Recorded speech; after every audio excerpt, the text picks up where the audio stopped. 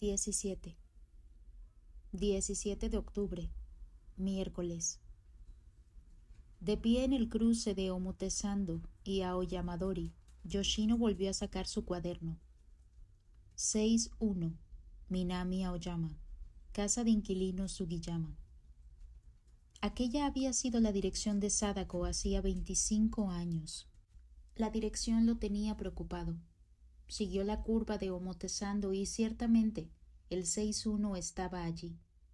Era el edificio situado justo delante de Museo Nezu, uno de los distritos más adinerados de la ciudad.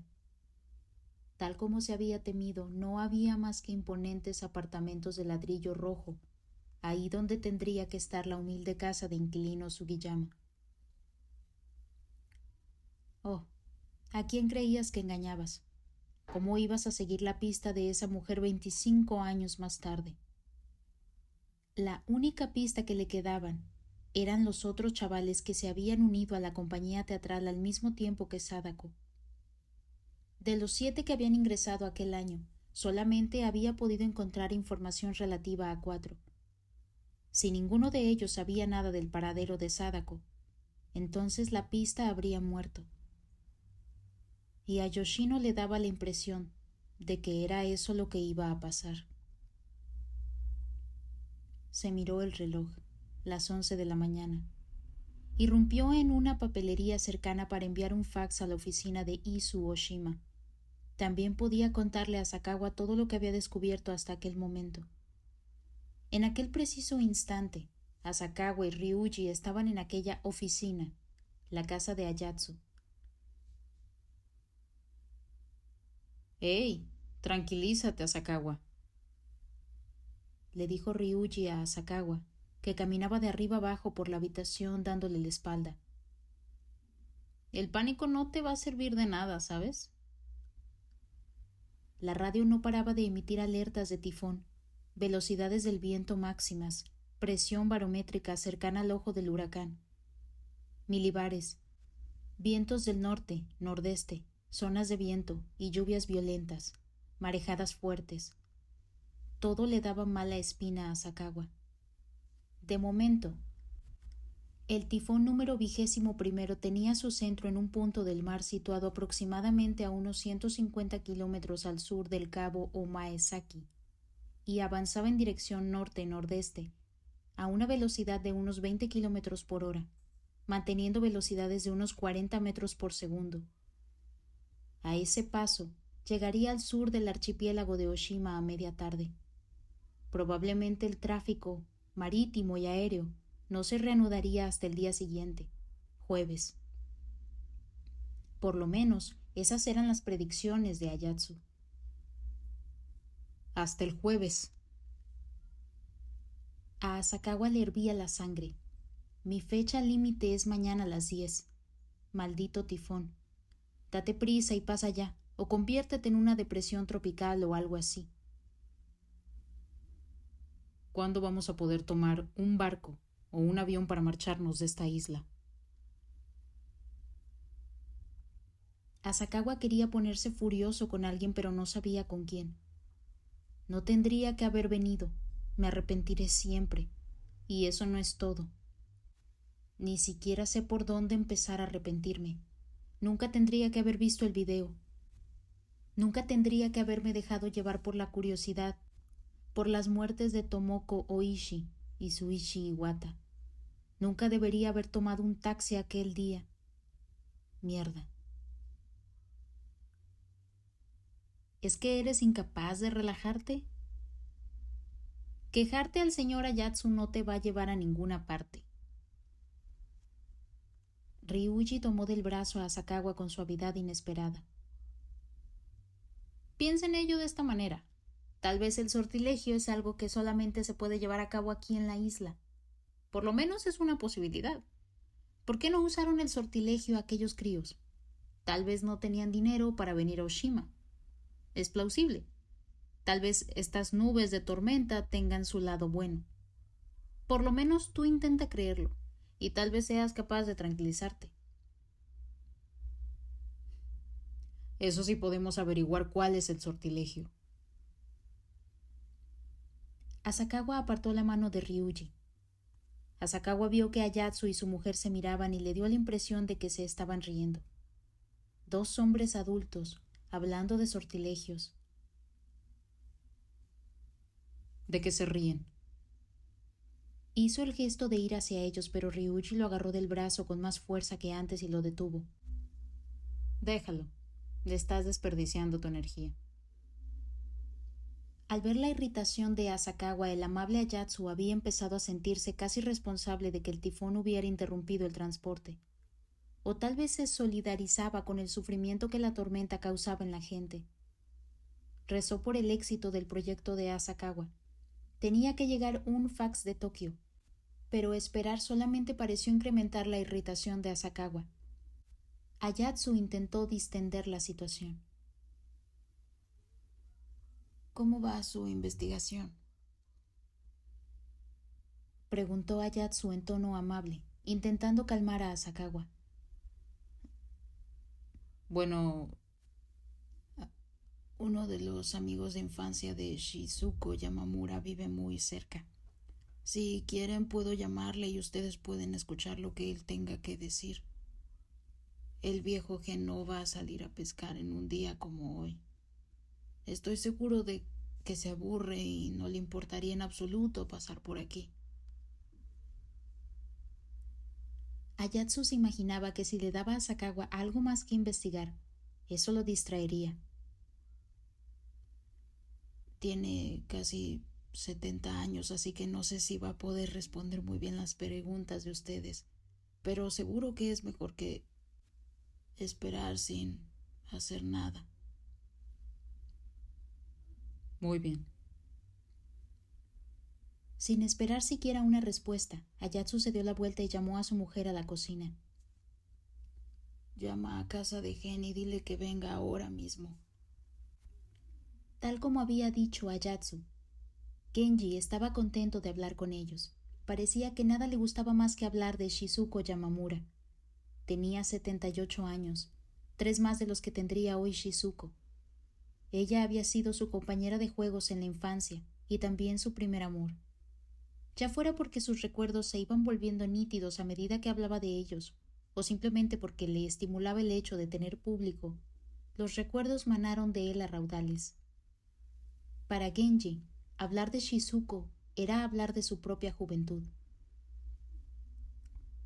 Asakawa y Ryuji obtuvieron cierta información de su cháchara y ocasionalmente alguna historia lacrimógena sobre Shizuko, pero eran conscientes de que solamente podían confiar hasta cierto punto en el viejo Gen. Los recuerdos siempre corrían el riesgo de embellecerse, y todo aquello había ocurrido hacía más de 40 años. Tal vez incluso la estuviera confundiendo con otra mujer. Bueno, tal vez no. El primer amor de un hombre era especial. No se solía confundir con otra persona. Genji no era exactamente elocuente. Hablaba dando muchos rodeos y Asakawa se cansó enseguida de escucharlo. Pero luego dijo algo que llamó poderosamente la atención de Asakawa y Ryuji. Creo que lo que hizo cambiar a Shizu fue aquella estatua de piedra de la seta que sacamos del mar. Aquella noche había luna llena. De acuerdo con el anciano, los misteriosos poderes de Shizuko estaban conectados de alguna forma al mar y a la luna llena. Y la noche que sucedió, Genji había estado a su lado en la barca, remando. Era una noche de 1946, a finales de verano. Shizuko tenía 21 años y Genji 24. Hacía calor para estar ya tan cerca del otoño, y ni siquiera el anochecer hizo que refrescara. Genji hablaba de aquellos acontecimientos de hacía 44 años como si hubieran pasado la noche anterior. Aquella noche sofocante, Genji estaba en el porche de su casa, abanicándose ociosamente y mirando cómo el cielo nocturno se reflejaba tranquilamente en el mar iluminado por la luna. El silencio se rompió cuando Shizu apareció corriendo por la ladera que llevaba a su casa. Se detuvo junto a él tirándole de la manga y le chilló. Gen, toma tu barca, nos vamos a pescar. Él le preguntó por qué, pero lo único que le dijo ella fue: «Nunca vamos a tener otra noche de luna como esta». Genji se quedó sentado allí, como si estuviera aturdido, mirando a la chica más guapa de la isla. «Deja de mirarme con esa cara de tonto y date prisa». Ella le tiró del cuello de la ropa hasta que se puso de pie. Genji estaba acostumbrado a que ella tirara de él y le diera órdenes, pero le preguntó de todos modos: «¿Qué demonios vamos a ir a pescar?». Ella miró el océano y contestó: «La estatua de la Zeta». «¿De la Zeta?». Con las cejas enarcadas y un componente de pesar en el tono de su voz, Shizuko le explicó que aquel mismo día las tropas de ocupación habían tirado al mar la estatua de piedra de la Zeta. En la mitad de la costa oriental de la isla había una playa que se llamaba la playa del Azeta, con una pequeña cueva que se llamaba la gruta del Azeta.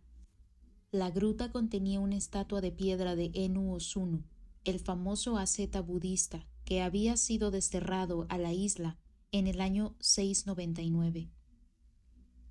Ozunu nació dotado de una gran sabiduría, y los largos años de disciplina le habían permitido dominar las artes ocultas y místicas. Se decía que podía convocar dioses y demonios a voluntad, pero el poder de Ozunu para predecir el futuro le granjeó poderosos enemigos en el mundo de los libros y las armas. Así que lo juzgaron, lo consideraron un criminal y una amenaza para la sociedad, y lo desterraron a Izu Oshinia. De aquello casi 1300 años, Ozunu se afincó en una pequeña cueva en la playa y se dedicó a disciplinas todavía más extenuantes. También enseñó a pescar y cultivar la tierra a la gente de la isla, y su virtud le valió el respeto de todos.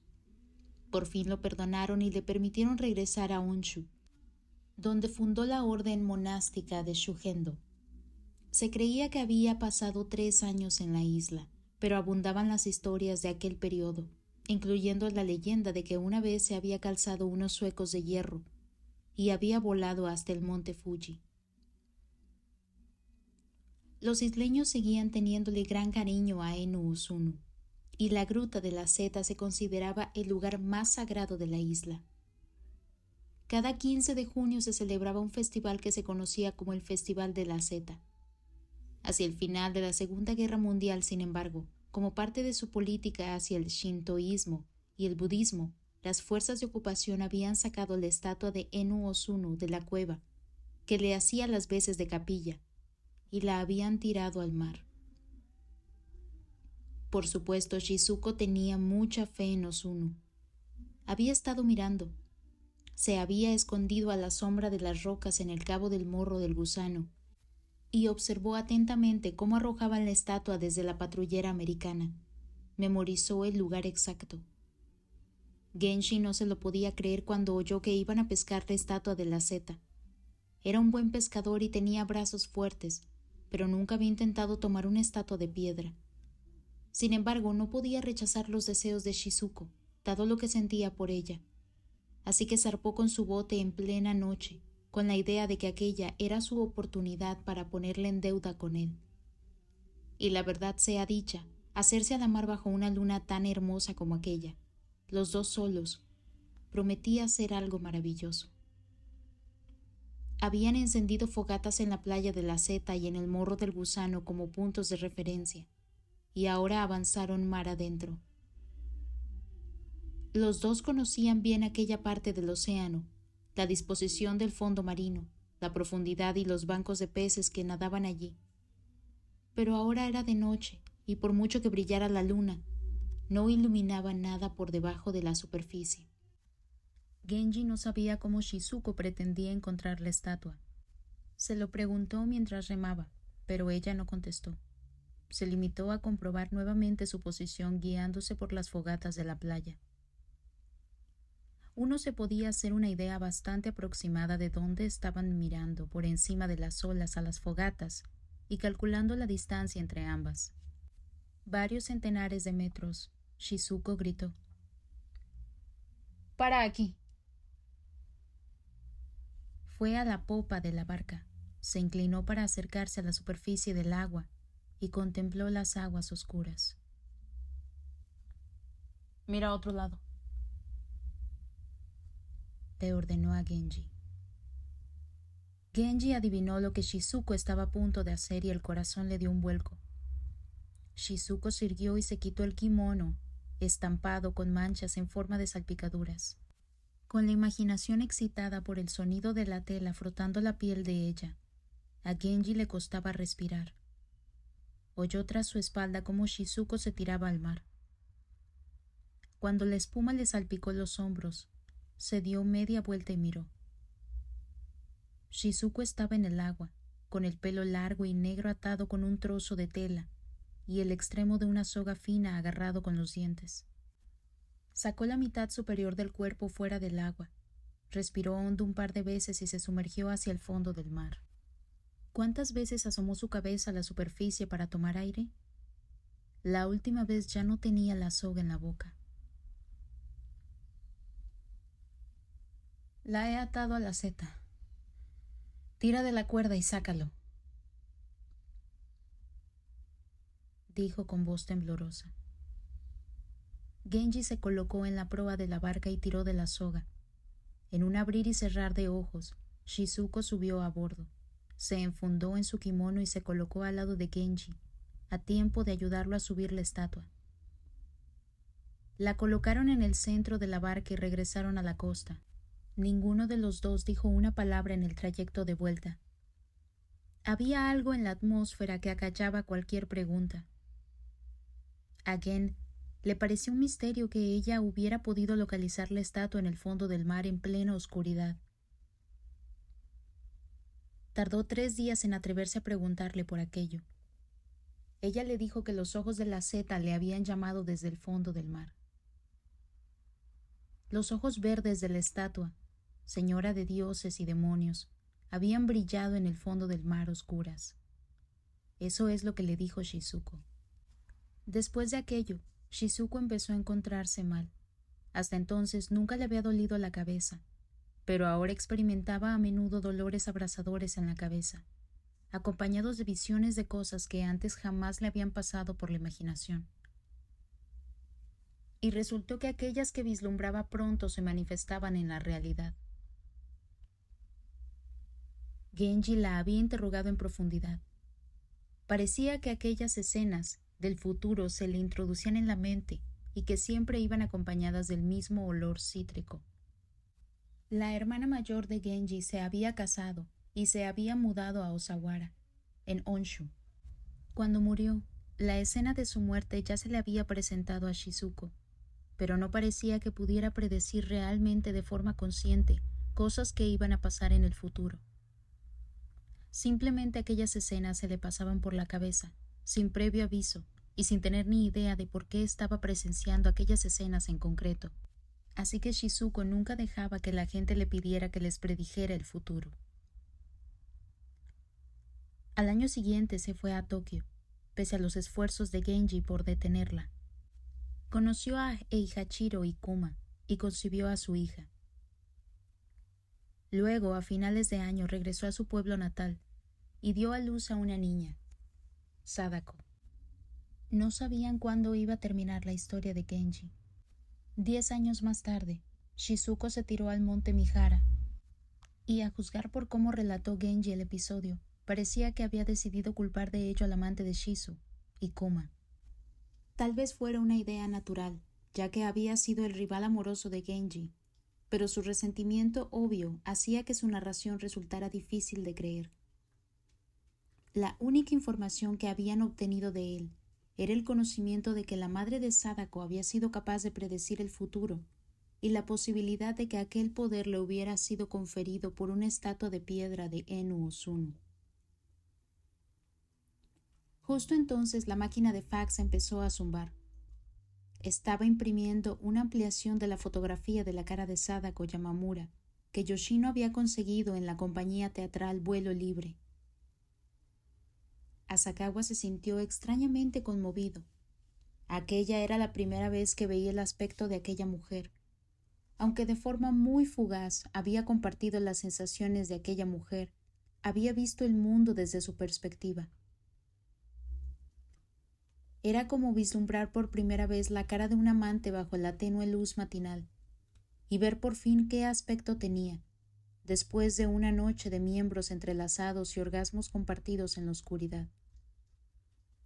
Era extraña, pero no le parecía repulsiva, lo cual era natural, aunque la foto que llegó por fax tenía los contornos un poco borrosos, seguía transmitiendo el atractivo de los rasgos hermosos y regulares de Sadako. Es guapa, ¿no?, dijo Ryuji. De pronto, Asakawa recordó a Mai Takano. Si se las comparaba puramente según su aspecto, Sadako era mucho más guapa que Mai. Sin embargo, el aroma de mujer era mucho más poderoso en Mai. ¿Y qué decir de aquella cualidad inquietante que se suponía que caracterizaba a Sadako? No era visible en la fotografía. Sadako tenía poderes que no tenía la gente corriente. Debían de haber influido a la gente que la rodeaba. La segunda página del fax resumía la información sobre Shizuko Yamamura. Continuaba justo donde acababa de terminarse la historia de Kenji. En 1947, después de dejar su pueblo natal de Shajikiji para ir a la capital, Shizuko se desmayó de repente por culpa de los dolores de cabeza y la llevaron a un hospital. A través de uno de los médicos conoció a Heihashiro Ikuma, profesor ayudante del Departamento de Psiquiatría de la Universidad de Taido. Ikuma estaba intentando encontrar una explicación científica del hipnotismo y los fenómenos asociados al mismo, y se interesó mucho por Shizuko cuando descubrió que tenía unos poderes espectaculares de clarividencia. El descubrimiento fue tan grande que cambió la dirección de sus investigaciones. Así fue como Ikuma se sumergió en el estudio de los poderes paranormales, con Shizuko como objeto de su investigación. Pero los dos no tardaron en ir más allá de una simple relación entre investigador y caso de estudio. A pesar de que él tenía familia, Ikuma empezó a tener sentimientos románticos hacia Shizuko. A finales de año, ella estaba embarazada de él, y para escapar de los ojos del mundo regresó a casa, donde tuvo a Sadako. Shizuko regresó inmediatamente a Tokio, dejando a Sadako en Shajikiji. Pero 3 años después regresó para reclamar a su hija. Desde entonces hasta el momento de su suicidio, evidentemente, nunca dejó que Sadako se separara de ella. Al arrancar la década de 1950, el dúo compuesto por Heihashiro Ikuma y Shizuko Yamamura causaba sensación en las páginas de los periódicos y las revistas semanales. De pronto habían arrojado luz sobre los fundamentos científicos de los poderes sobrenaturales. Al principio, tal vez deslumbrados por el puesto de Ikuma como profesor en una universidad tan prestigiosa, el público creyó de forma unánime en los poderes de Shizuko. Incluso los medios de comunicación escribieron sobre ella bajo una luz más o menos favorable. Con todo, había afirmaciones continuas de que podía ser nada más que un fraude. Y cuando una asociación académica con autoridad entró en la controversia con un comentario tan sucinto como cuestionable, la gente empezó a retirar su apoyo a la pareja. Los poderes paranormales que Shizuko exhibía estaban relacionados en su mayoría con la percepción extrasensorial, como por ejemplo la clarividencia o la segunda visión, así como la capacidad de producir fotografías psíquicas. No dio muestras de poder de la telequinesis, la capacidad de mover cosas sin tocarlas. De acuerdo con una revista, simplemente sosteniendo un trozo de película dentro de un sobre sellado sobre su frente, podía imprimir psíquicamente un dibujo concreto.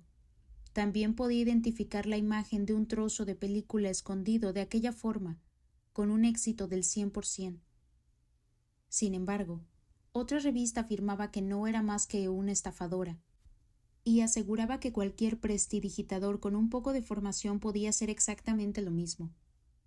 Así fue como la corriente de opinión pública empezó a volverse contra Shizuko e Ikuma. Entonces la desgracia visitó a Shizuko. En 1954 dio a luz a su segunda criatura, pero ésta enfermó y murió cuando solamente tenía 4 meses. Era un niño. Sadako, que por entonces tenía 7 años, parecía haber desarrollado un cariño especial hacia su hermanito recién nacido. Al año siguiente, 1955, Ikuma desafió a los medios de comunicación en una demostración pública de los poderes de Shizuko. Al principio Shizuko no quería hacerlo. Dijo que le resultaba difícil concentrar su percepción tal como quería en medio de una masa de espectadores. Tenía miedo de fracasar. Pero Ikuma no cedió un milímetro. No soportaba que los medios de comunicación la calificaran de charlatana, y no se le ocurría una mejor forma de burlarse de ellos que ofrecer pruebas claras de su autenticidad. El día establecido, Shizuko subió a su pesar al estrado de la sala de actos del centro científico, bajo la mirada atenta de un centenar de académicos y representantes de la prensa. Por si fuera poco, estaba mentalmente agotada, así que iba a intentar trabajar bajo unas condiciones nefastas. El experimento tenía un planteamiento muy simple. Lo único que tenía que hacer era identificar los números de una pareja de dados metidos dentro de un recipiente de plomo. Si hubiera estado en condiciones de ejercer sus poderes con normalidad, no habría habido problema. Pero ella sabía que todas y cada una del centenar de personas que la rodeaban estaban expectantes y ansiosas por verla fracasar. Tembló, se agachó en el suelo y chilló angustiada. «¡Ya basta!». La misma Shizuko lo explicó de esta forma. Todo el mundo tiene cierto grado de poder psíquico. Ella simplemente tenía más que el resto de la gente. Pero rodeada de un centenar de personas deseosas de verla fracasar, su poder quedó interrumpido. No pudo conseguir que funcionara. Ikuma fue más lejos todavía. No es solamente un centenar de personas. No, ahora la población entera de Japón está intentando pisotear los frutos de mi investigación. Cuando la opinión pública, espoleada por los medios de comunicación, se vuelve en contra, entonces los medios ya no dicen nada que el público no quiera oír. Deberían avergonzarse. Así es como la gran exhibición pública de clarividencia terminó con Ikuma denunciando a los medios de comunicación. Por supuesto, los medios interpretaron la diatriba de Ikuma como un intento de echarles la culpa por el fracaso de la demostración. Y así es como lo describieron en los periódicos del día siguiente. Un fraude, después de todo, se reveló su verdadera naturaleza. Profesor de la Universidad de Taido, resulta ser un fraude. 5 años de debate terminan. Victoria para la ciencia moderna. Ni un solo artículo los defendía. A finales de año, Ikuma se divorció de su mujer y dimitió de su puesto en la universidad. Shizuko empezó a volverse paranoica. Después de aquello, Ikuma decidió adquirir poderes paranormales. Se retiró a las montañas y se dedicó a ponerse debajo de las cascadas. Pero lo único que consiguió fue una tuberculosis pulmonar. Lo tuvieron que ingresar en un sanatorio de Hakone. Mientras tanto, el estado psicológico de Shizuko se fue volviendo cada vez más precario. Sadako, que tenía 8 años, convenció a su madre para que regresaran a Sayikiji, lejos de la mirada de los medios de comunicación y de las burlas del público. Pero entonces, Shizuko burló la vigilancia de su hija y se tiró al volcán. Así es como las vidas de 3 personas quedaron destruidas. Asakawa y Ryuji terminaron de leer las 2 páginas impresas al mismo tiempo. «Es una cuestión de rencor», murmuró Ryuji. «Imagina cómo se debió de sentir Sadako cuando su madre se tiró al monte Mihara». ¿Odió a los medios de comunicación? No solamente a los medios de comunicación, también al público en general por destruir su familia, primero por mimarlos y luego, cuando cambió la torna, por convertirlos en objeto de burla. Sadako desde los 3 años hasta los 10 con su madre y su padre, ¿verdad? Conocía en sus propias carnes los caprichos de la opinión pública.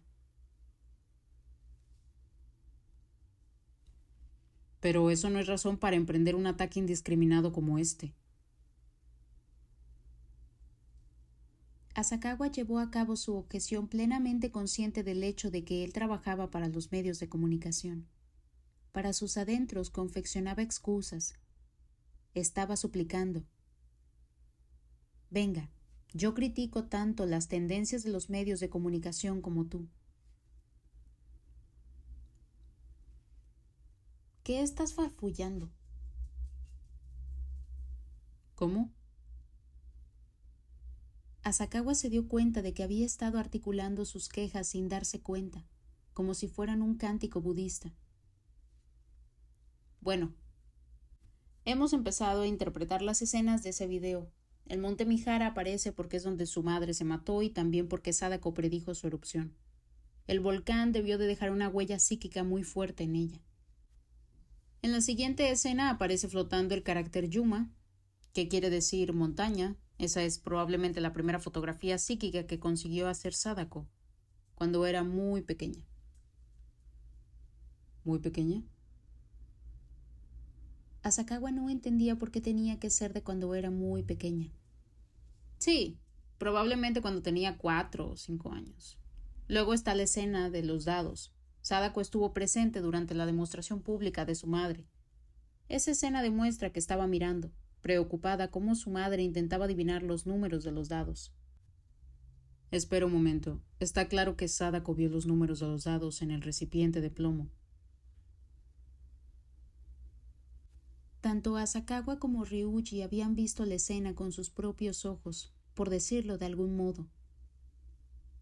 No había error posible. ¿Y? Shizuko no pudo verlos. ¿Acaso no es extraño que la hija pudiera hacer lo que la madre no pudo? Mira, Sadako solamente tenía 7 años, pero su poder ya rebasaba con creces el de su madre, tanto que las voluntades inconscientes combinadas de un centenar de personas no significaban nada para ella. Piensa en ello. Se trata de una chica que puede proyectar imágenes en un tubo de rayos catódicos.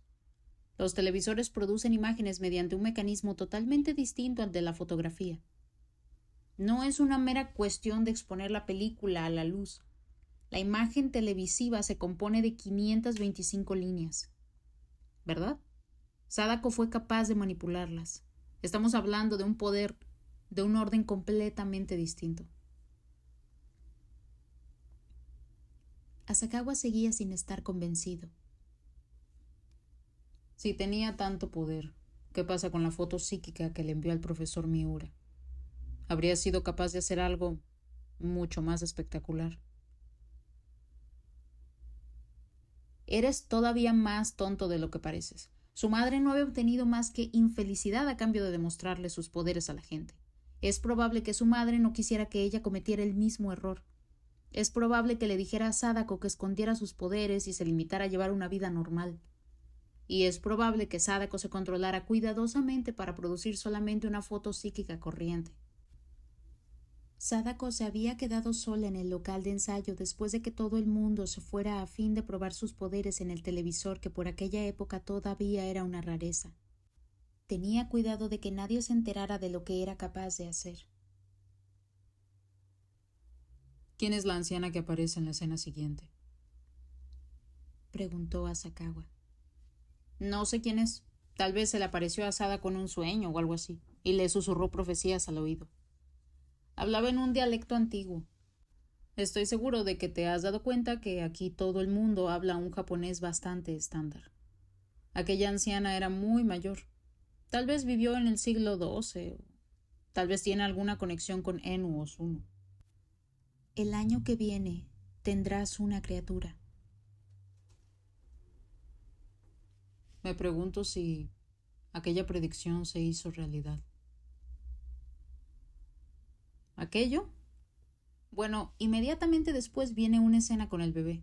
Así que originalmente yo pensé que quería decir que Sadako había dado a luz a un niño, pero de acuerdo con este fax parece que no es el caso. Está su hermano, que murió a los 4 meses. Cierto, creo que es eso. Pero ¿qué hay de la predicción? Está claro que la anciana estaba hablando con Sadako. Dice tú, ¿tuvo un bebé Sadako? No lo sé. Si damos crédito a la anciana, supongo que sí. ¿De quién fue la criatura? ¿Cómo lo voy a saber? Escucha, no creas que lo sé todo. Simplemente estoy especulando. Si Sadako Yamamura tuvo un hijo, ¿quién fue el padre? ¿Y a qué se dedicaba ahora ese hijo? Ryuji se puso de pie de repente, golpeándose las rodillas con la mesa. Me parece que tengo hambre. Mira, ya es más de mediodía. Asakawa, me voy a buscar algo de comida. Y diciendo esto, Ryuji se fue hacia la puerta, frotándose las rodillas. Asakawa no tenía hambre, pero algo le preocupaba y decidió acompañarlo. Acababa de recordar algo que Ryuji le había dicho que investigara, algo que no tenía ni idea de cómo indagar, de modo que no había hecho nada al respecto. Era la cuestión de la identidad del hombre de la última escena del video. Puede que fuera el padre de Sadako, Heihachiro Ikuma. Pero la forma en que Sadako lo veía contenía demasiada animadversión para eso. Al ver la cara del hombre en la pantalla, Asakawa había sentido un dolor tenue y profundo en las entrañas de su cuerpo, acompañado de un fuerte sentimiento de antipatía. Era un hombre bastante atractivo. Sobre todo lo eran sus ojos. Se preguntaba por qué ella lo odiaba tanto. En cualquier caso, aquella no era la forma en que Sadako habría mirado a un pariente. En el informe de Yoshino no había nada que sugiriera que Sadako se hubiera vuelto contra su padre. Más bien, le daba la impresión de que estaba muy unida a sus padres. Asakawa sospechaba que sería imposible descubrir la identidad de aquel hombre. No cabía duda de que los 30 años transcurridos habrían cambiado considerablemente su aspecto. Con todo, solamente por si acaso, tal vez tendría que pedirle a Yoshino que buscara una foto de Ikuma. Se preguntó qué pensaría Ryuji de aquello. Deseoso de sacar el tema a colación ante él, Asakawa siguió a Ryuji fuera. El viento soplaba con fuerza. No tenía sentido usar paraguas. Asakawa y Ryuji encogieron los hombros y corrieron calle abajo hasta un bar situado frente al puerto. ¿Te apetece una cerveza? Sin esperar respuesta, Ryuji se volvió hacia el camarero y le gritó: «2 cervezas». Ryuji, regresando a nuestra conversación de antes, ¿qué crees que son las imágenes al final del video? No lo sé. Ryuji estaba demasiado ocupado comiéndose su almuerzo especial coreano a la barbacoa para levantar siquiera la vista. Por eso respondió con tanta sequedad. Asakawa pinchó una salchicha con el tenedor y dio un trago a la cerveza. Desde la ventana veían el muelle. En la ventanilla de billetes de la línea de ferries Tokai 15 no había nadie. Todo estaba en silencio. Sin duda, todos los turistas atrapados en la isla estaban sentados junto a las ventanas de sus hoteles y pensiones, mirando preocupados aquel mismo mar a oscuras y aquel mismo cielo a oscuras. Ryuji levantó la vista. Me imagino que has oído hablar de lo que pasa por la cabeza de una persona en el momento de su muerte, ¿verdad? Asakawa volvió a mirar la escena que tenía delante. vuelves a ver las escenas de tu vida que te han causado mayor impresión, como una especie de flashback. Asakawa había leído un libro en el que el autor describía una experiencia de aquel tipo.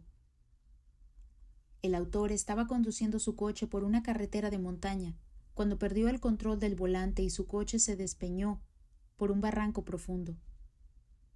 Durante la fracción de segundo que el coche pasó suspendido en el aire después de salirse de la carretera, el autor se dio cuenta de que iba a morir.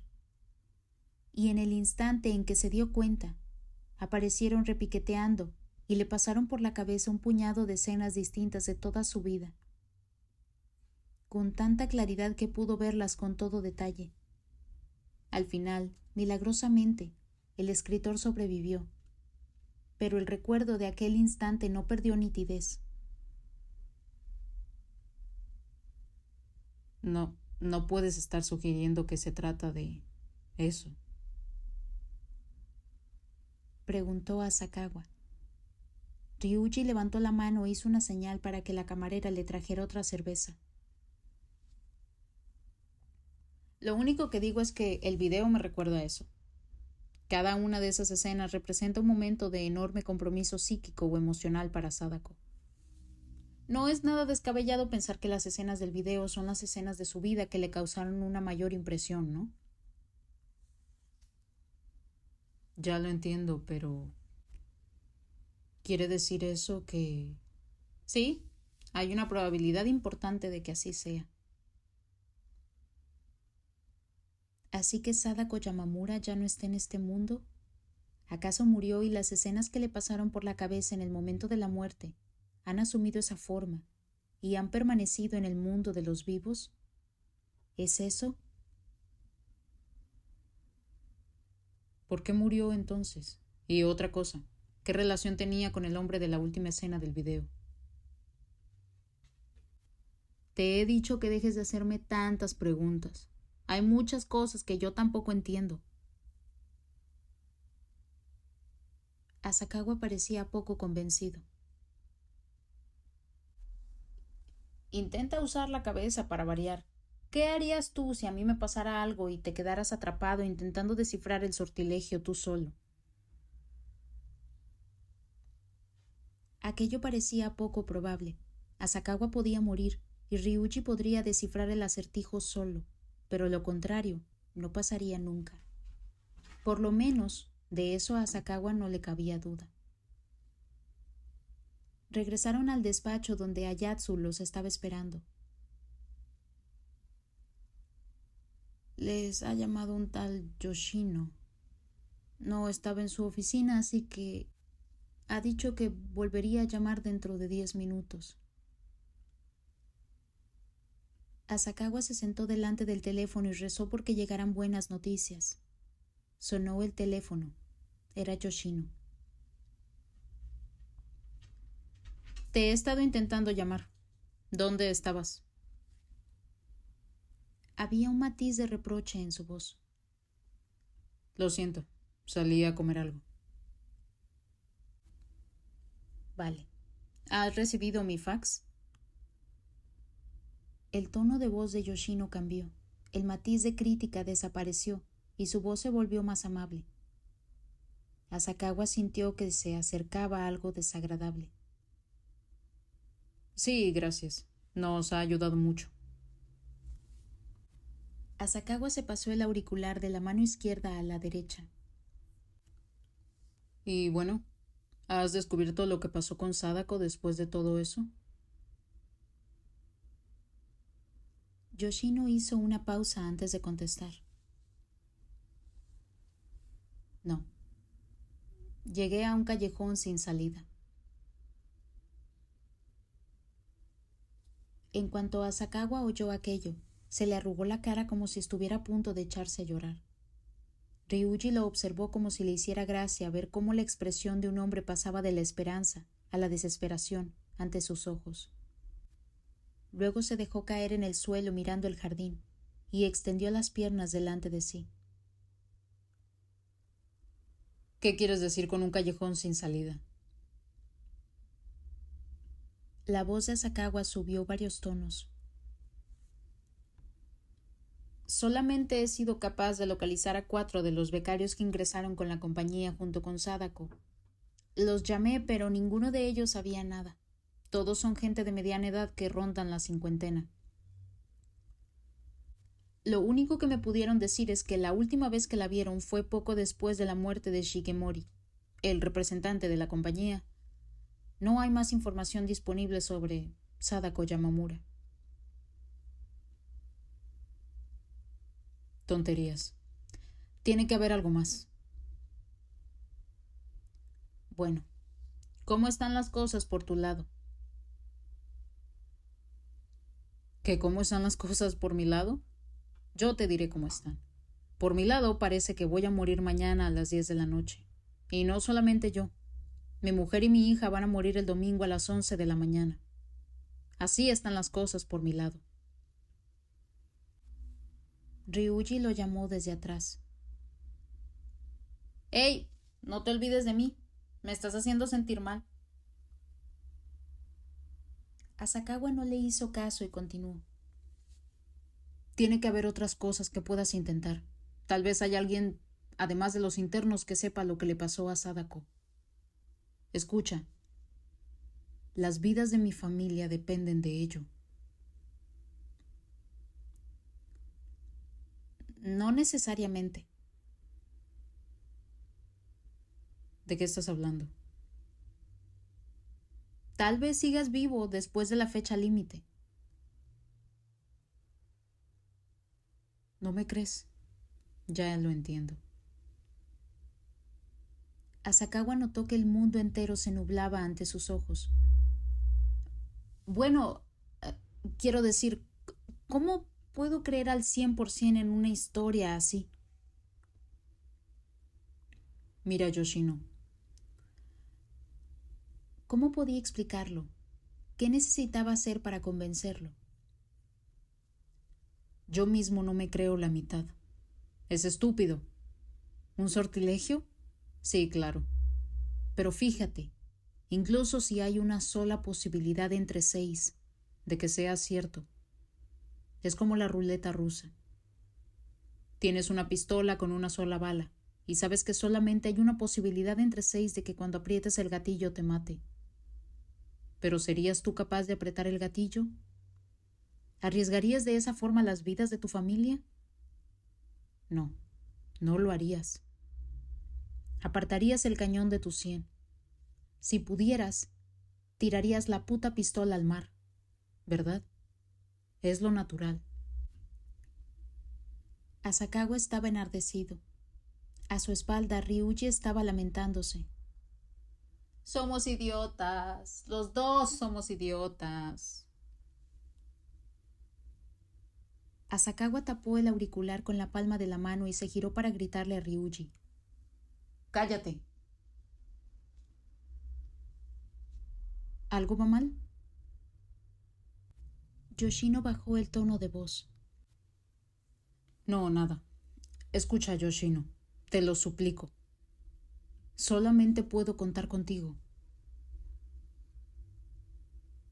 De pronto, Ryuji agarró del brazo a Asakawa. Dejándose llevar por la rabia, Asakawa se dio media vuelta. Pero al hacerlo vio que Ryuji estaba inesperadamente serio. Somos idiotas. Los dos hemos perdido la calma, dijo en voz baja. ¿Puedes esperar un momento? Asakawa apartó el auricular. Luego le dijo a Ryuji. ¿Qué pasa?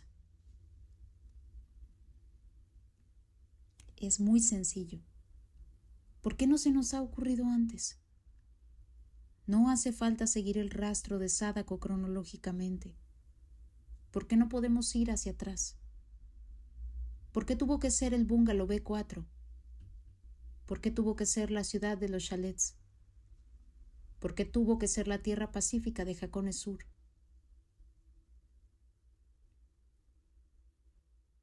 La expresión de Asakawa cambió en una fracción de segundo cuando asimiló aquello. Luego, mucho más tranquilo, Volvió a tomar el auricular. ¿Yoshino? Yoshino seguía esperando al otro lado de la línea. Yoshino, olvídate de la pista de la compañía teatral por ahora. Hay otra cosa que necesito que compruebes urgentemente. Se nos acaba de ocurrir. Ya te hablé de la Tierra Pacífica de Hakone Sur, ¿verdad? Sí, es un club turístico, ¿no? Sí. Pero por lo que recuerdo, hace unos 10 años construyeron allí un campo de golf y luego lo ampliaron gradualmente hasta lo que es ahora. Bien, escúchame. Lo que necesito que averigües es qué había allí antes de la Tierra Pacífica. Oyó garabatear el lápiz sobre el papel. ¿Qué quieres decir con que qué había allí? Probablemente no hubiera nada más que prados de montaña. Puede que tengas razón, pero también puede que te equivoques. Ryuji volvió a tirar de la manga de Asakawa. Y un plano. Si había algo construido en aquellos terrenos antes del centro turístico, dile a tu caballero telefonista que consiga un mapa que muestre las construcciones y los terrenos. Asakawa le repitió la petición a Yoshino y colgó el teléfono, deseando que encontrara algo, cualquier cosa que pudiera ser una pista. Era cierto. Todo el mundo tenía cierto poder psíquico.